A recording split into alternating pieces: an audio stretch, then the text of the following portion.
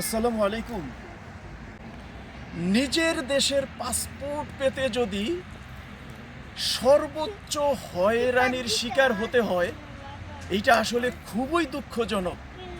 হ্যাঁ, এমনটিই ঘটছে ফ্রান্স প্রবাসীদের সাথে। আমরা ফ্রান্স প্রবাসী যারা ফ্রান্সে রয়েছি, ফ্রান্সে অবস্থিত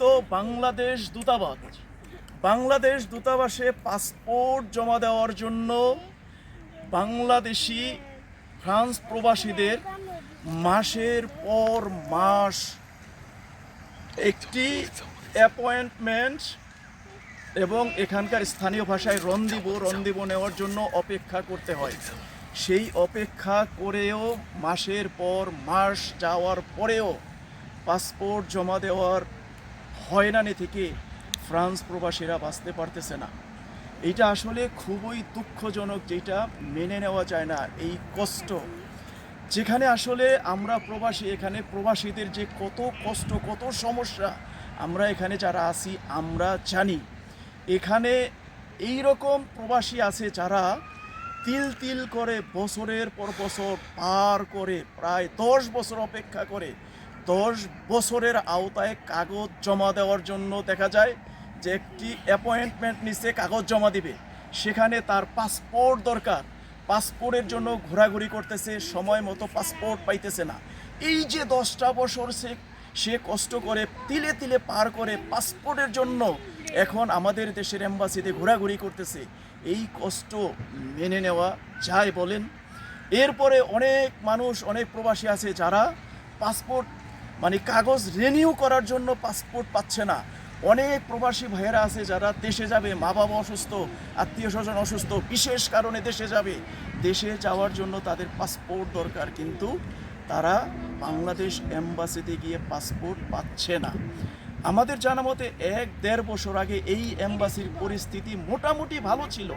সেখানে আমরা গেলে এম্বাসির স্টাফদের দেখতাম তারা খুব হেল্পফুল, মানুষকে হেল্প করতো। কিন্তু সেই এম্বাসির পাসপোর্ট জমা দেওয়ার নিয়ম কানুন চেঞ্জ হয়ে গেল, মানুষের আচরণ চেঞ্জ হয়ে গেল। কেন হলো, এর জবাব কে দেবে, কোথার থেকে আসবে আমরা জানি না, কিন্তু আমাদের এর জবাব দরকার, এর একটা সমাধান দরকার। কারণ আমরা প্রবাসীরা এখানে পাসপোর্টের জন্য বিভিন্নভাবে সর্বোচ্চ হয়রানি হইতেছি। বিশেষ করে আমি নিজেও এর ভুক্তভোগী। আমার ওয়াইফের পাসপোর্টও মোটামুটি বছরখানি হয়ে গেছে, শেষ হয়ে গেছে। ঠিক আছে, এই রকম অনেকের পাসপোর্ট 6 মাস, 1 বছর শেষ হয়ে গেছে, মানুষ পাসপোর্ট জমা দিতে পারতেছে না। এই ভোগান্তির শেষ হওয়া দরকার আমাদের জন্য। কারণ পৃথিবীর উন্নয়নশীল দেশগুলো আছে, তারা তাদের অর্থনৈতিক উন্নয়ন সেক্টরগুলোকে ভালোবেসে সেগুলোকে সচল রাখার চেষ্টা করে।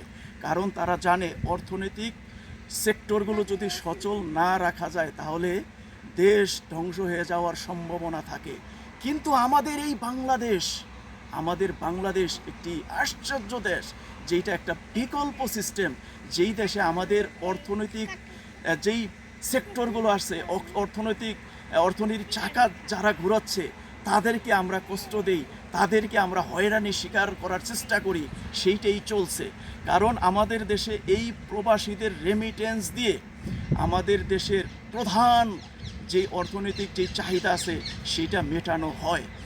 এই প্রবাসীরা বাংলাদেশের যেই সারা পৃথিবীতে 1,20,30,00,000 যাই হোক যেই প্রবাসীরা রয়েছে, এই প্রবাসীরা যদি বাংলাদেশের রেমিটেন্স পাঠানো 3 মাসের জন্য যদি বন্ধ করে দেয় তাহলে বাংলাদেশের অর্থনীতি অচল হয়ে যাবে, বাংলাদেশের ব্যাংকগুলো অচল হয়ে যাবে।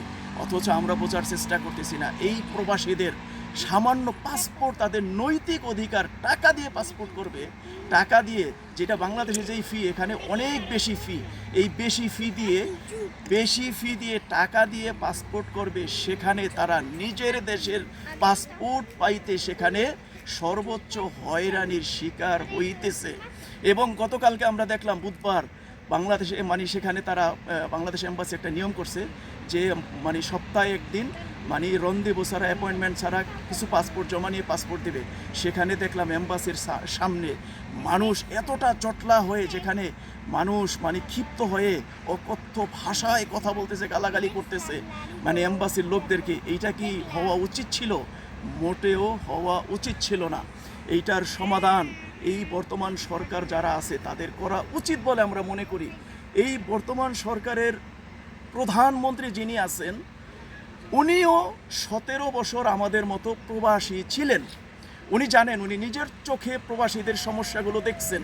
সুতরাং এই বর্তমান প্রধানমন্ত্রী তার পররাষ্ট্র মন্ত্রণালয়ের যেই সেক্টর মানে সারা পৃথিবীর এম্বাসিগুলো কন্ট্রোল করে, সেই সেক্টরকে কঠোর হুঁশিয়ারি দিয়ে বইলা দেওয়া উচিত, যাতে এম্বাসিগুলোতে প্রবাসীদের কষ্ট না দেয়, প্রবাসীদের পাসপোর্টের ব্যাপারে যেন তারা সহজ পন্থা অবলম্বন করে, যাতে মানুষ সহজভাবে পাসপোর্ট পায়, সেটা যেন তারা ব্যবস্থা করে। এইটা আমাদের নৈতিক অধিকার এবং আবেদন। আমরা চাই এই সরকার যেন সেই ব্যবস্থাটা নেয়। এটা আমাদের মানে এই বর্তমান সরকারের প্রতি আমাদের আবেদন।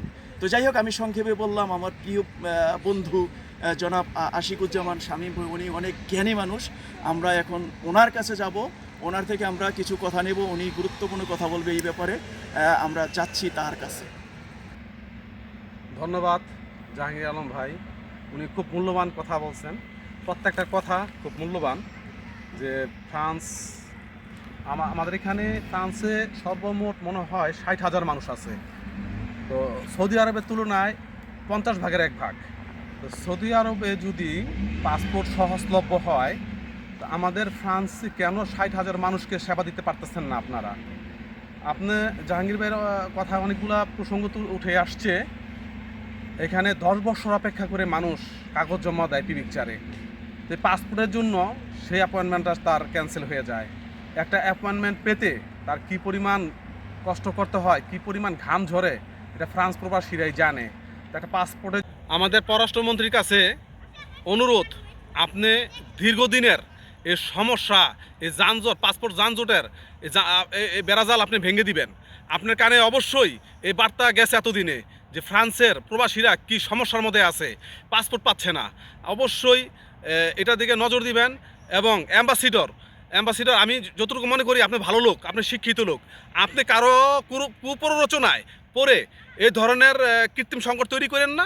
আপনি পাসপোর্ট মানুষকে দেন, দৈনিক 100, 200, 300 করে পাসপোর্ট দিলে এই সংকট নিরসন হয়ে যাবে।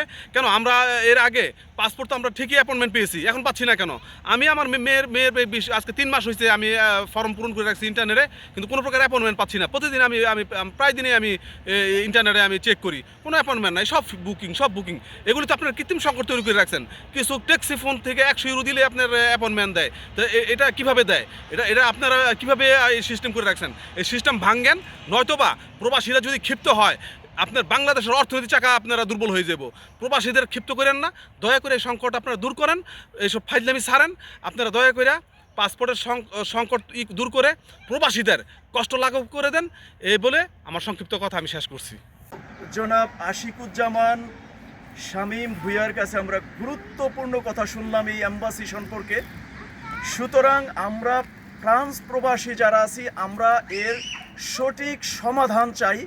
আমরা যেন এই এম্বাসিতে গিয়ে সহজভাবে প্রবাসীরা পাসপোর্ট করতে পারি, তার একটি সঠিক সমাধান আমরা বাংলাদেশ থেকে পররাষ্ট্র দপ্তর যারা এম্বাসি কন্ট্রোল করে তাদের থেকে যেন এইরকম একটা মেসেজ এই এম্বাসিতে আসে, এবং তারা যেন সকল প্রবাসীদের জন্য সকল কাজগুলোকে সহজ করে দেয়। সেইটাই আমরা প্রবাসীরা চাই, আমাদের চাওয়া। সবাইকে অসংখ্য ধন্যবাদ।